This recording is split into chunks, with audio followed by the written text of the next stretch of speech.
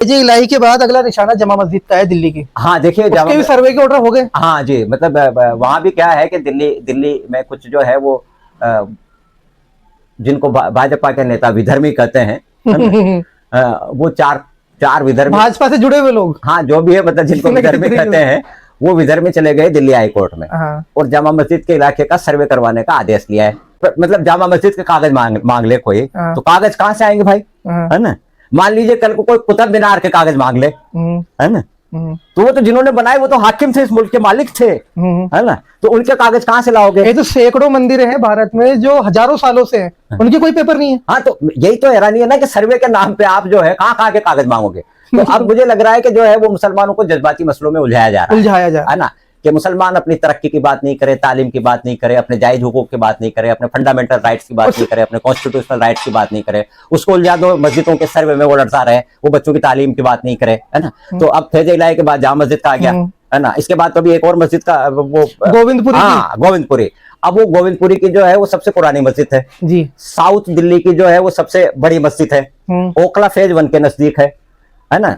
वहीं नजदीक में ही जो है जामिया हमदर्द यूनिवर्सिटी बनी हुई है, और वहां जो मेट्रो का स्टेशन है उसके बगल में ही जो है वो, है ना? तो साउथ दिल्ली की सबसे बड़ी वो मस्जिद है। कोशिश हो रही है क्या इसे साजिश करता है कि अंदर कोई संगठन जुड़े हुए हैं? बिल्कुल 100% जुड़े हुए हैं, 100% जुड़े हुए हैं। दरअसल क्या है कि ये लोग तो मोहरे हैं, है ना? इनको पैसे वैसे दे देते हैं, इनकी बेरोजगारी दूर कर देते हैं। इनका अगर ये जो साजिश करताओं का अगर अब आप व्यक्तिगत चरित्र देखेंगे तो एक नंबर के गुंडे आपको मिलेंगे, एक नंबर के आवारा मिलेंगे, है ना? तो इनका मतलब आपराधिक प्रवृत्ति और आपराधिक चरित्र के लोग हैं। तो इन लोगों को एक टास्क दे रखा है कि हिंदुस्तान के मुसलमानों को उलझाए रखो, कभी इस स्टेट में, कभी उस स्टेट में, कभी इस स्टेट में। सांप्रदायिकता चल रही है, इसका भी घड़ा भरना ही है। एक न एक दिन जो है लौट के वही, मतलब दुनिया एक गोल चक्र की तरह है ना? तो अब वो गोल चक्र की सीमा पूरी होती जा रही है, पाप का घड़ा भरता जा रहा है। जनता भी समझने लगी है कि जिन वादों के साथ, जिन ख्वाबों के साथ, जो सपने बेच के जो सत्ता में आए थे, है ना, वो सपने टूट गए, वो वादे टूट गए, वो ख्वाब अधूरे रह गए, है ना? तो अब जनता भी समझ रही है, तो पाप का घड़ा बिल्कुल भरने के नजदीक है। ये जो लोग भी अभी मान लो जो सोशल मीडिया पे हीरो बनने के लिए जो भी लोग धर्म की नफरतें फैला रहे हैं या किसी भी तरीके से एंगल से उसको सरकार को फायदा पहुंचा रहे हैं, या ऐसे लोगों को जो इस टाइम पे सत्ता में है, जब भी सरकार बदलेगी तो क्या ये लोग यहाँ पर दिखेंगे या नहीं दिखेंगे? ये दोबारा सोशल मीडिया पे होंगे या नहीं होंगे, या इन पे कोई एक्शन होगा? नहीं, ये पहली चीज तो रातों रात गायब हो जाएंगे, है ना? जैसे ही सत्ता का परिवर्तन होगा वैसे ही रातों रात गायब हो जाएंगे। और एक अगर मान लीजिए देश की खुशकिस्मती से कोई ऐसी सरकार आ जाती है जिसका देश के संवैधानिक मूल्यों पे और लोकतांत्रिक मूल्यों पे भरोसा होता है, तो इनमें से बहुत सारे लोग जेलों में होंगे, है ना? ये जो भी आधी से ज्यादा पॉलिटिशियन जेलों में होंगे, 70%, इसमें बहुत सारे लोग जेलों में होंगे। जय हिंद दोस्तों, मैं कासिम खान आपके अपने चैनल फोकस द फ्यूचर से।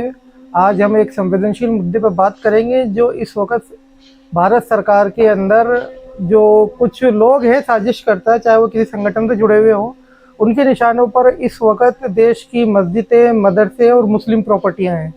उसको लेकर हम चर्चाएं करेंगे। हमारे साथ है डॉक्टर शाहबुद्दीन खान साहब, ये इंडिया के सीनियर जर्नलिस्ट भी हैं, तो थोड़ी गहराई से बात करते हैं। तो डॉक्टर साहब आपका बहुत बहुत स्वागत है। आदाब आदाब आदाब। आपके इस्तकबाल के लिए हम क्या कुछ कर, आप इस टाइम पे सोशल मीडिया पे वायरल हैं, तो आपसे बात करते हैं जो अभी लोगों की चर्चाओं के विषय में है, वही देश की जो मस्जिदें हैं भारत की, इस वक्त उनको बहुत अलग तरीके से निशाना बनाया जा रहा है। उसमें कई लोगों की मिली भगत भी हो सकती है, हम कुछ किसी पर डायरेक्ट सवाल खड़ा नहीं कर सकते, लेकिन ये काम इतनी स्पीड में हो रहा है कि वो संदेह व्यक्त करता है। तो हम आपसे पहला सवाल ये करेंगे, भारत की मस्जिद और मदरसे निशाने पर कब तक रहेंगे? देखिए क्या हुआ, 1991 में एक एक्ट बना, प्रोटेक्शन ऑफ वर्शिप एक्ट। उसमें प्रोविजन था कि बाबरी मस्जिद को छोड़ के देश में जितने भी, चाहे वो मस्जिद हो, चर्च हो, गुरुद्वारा हो, मंदिर हो, जो 15 अगस्त 1947 से पहले था वो वैसा ही रहेगा, उसके स्टेटस में कोई परिवर्तन नहीं किया जाएगा जी। ये उस एक्ट के जरिए से जो है वो प्रोटेक्शन दिया गया तमाम इबादत गाहों को, मंदिरों को, मस्जिदों को, दरगाहों को, ईदगाहों को। चर्च को, सबको, है ना।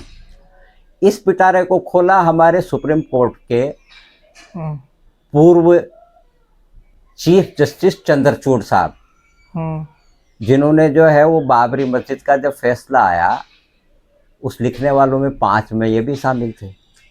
तो इन्होंने खुद ये कहा कि मेरे तो समझ में नहीं आया क्या फैसला करूं, तो मैं तो भगवान के सामने बैठ गया, वो भगवान ने मुझे जैसा निर्देश दिया वैसा, है ना, कर लिया, है ना। तो मुसलमानों ने वो फैसला मान लिया, ठीक है भाई, है ना। इन्होंने ही संभल की जामा मस्जिद और ज्ञानवापी मस्जिद का सर्वे का ऑर्डर दिया। वो पिटारा खोला इन्होंने सर्वे का, सर्वे के आड़ में मुसलमानों की मस्जिदों को, दरगाहों को, कब्रिस्तानों को साजिश के तौर पे लिया जा रहा है। इन्होंने पिटारा खोला कि भाई सर्वे करवा के देख लेते हैं, हम जो है वो स्टेटस थोड़ी बदल रहे हैं, है ना, स्टेटस तो वैसा ही रहेगा, हम तो केवल सर्वे करवा के देख लेते हैं।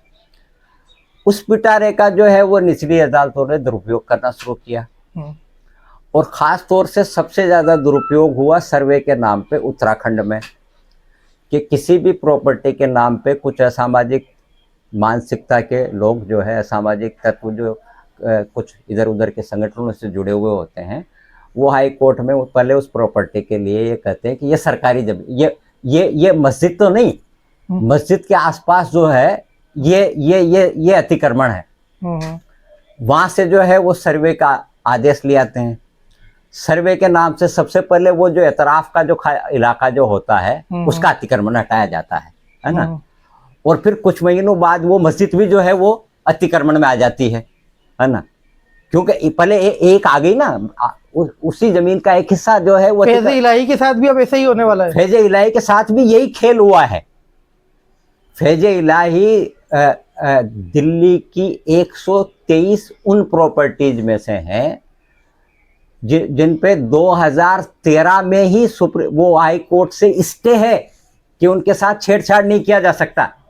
ये तो वक्फ कमेटी और वो जो वक्फ ट्रिब्यूनल का जो एडमिनिस्ट्रेटर था, इन्होंने वो 2013 का फैसला हाई कोर्ट में रखा ही नहीं।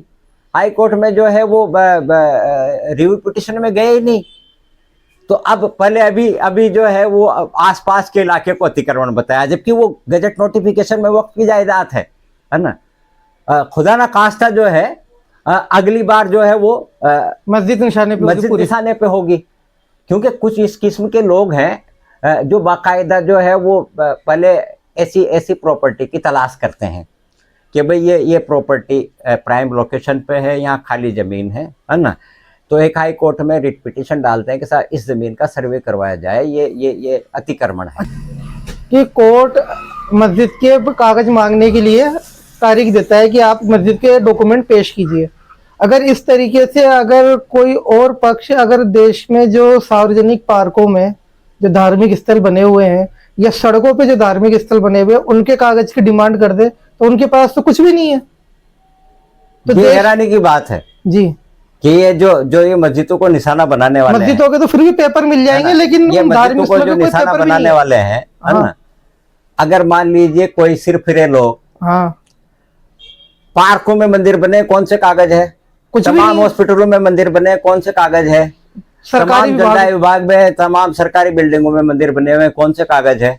अगर इनको लेकर हाई कोर्ट में चले गए तो फिर क्या करोगे?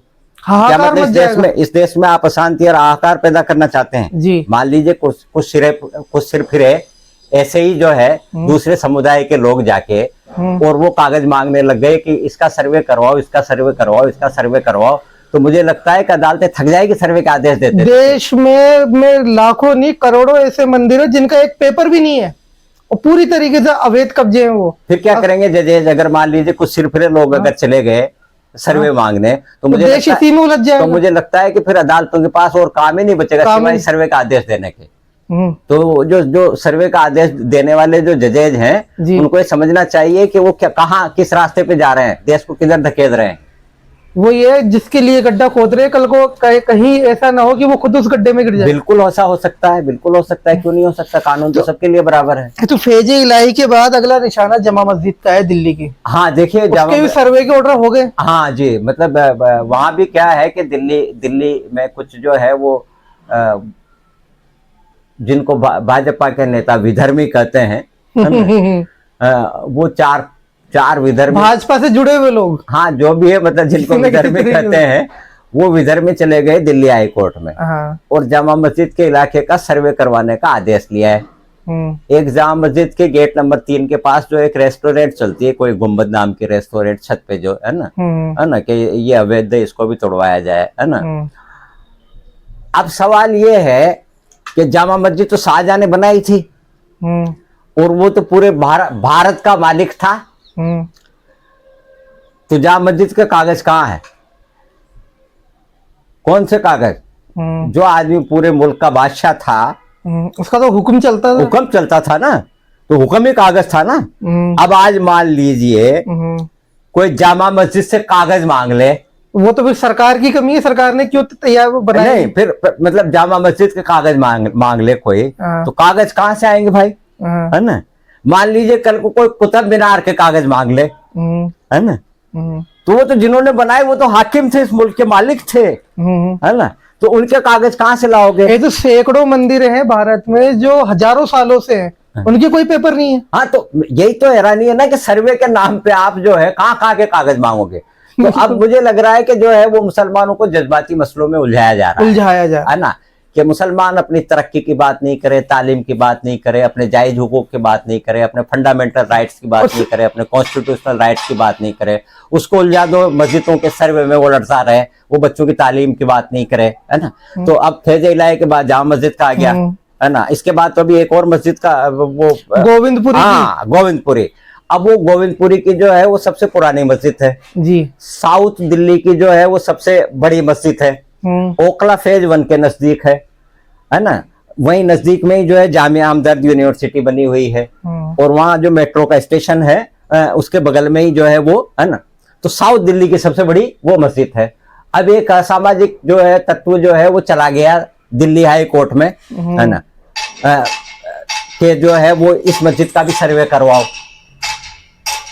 तो अब कोई जज उसका भी सर्वे का आदेश दे देगा, और वही तो फिर दिल्ली का मुसलमान क्या करेगा, है ना, वो बेचारा सर्वे में उलझा रहेगा, मतलब वो अपनी तरक्की की बात नहीं करेगा, अपने बच्चों की तालीम की बात। अच्छा, देश में अब उपलब्धियां बची नहीं, इसलिए सबको उलझाया जा रहा है, सबको उलझाया जा रहा है, चाहे वो हिंदू हो चाहे मुस्लिम, मुसलमानों को, वो हिंदुओं को इन्होंने एक पूरी पीढ़ी को बेरोजगार कर दिया पिछले 12 सालों में।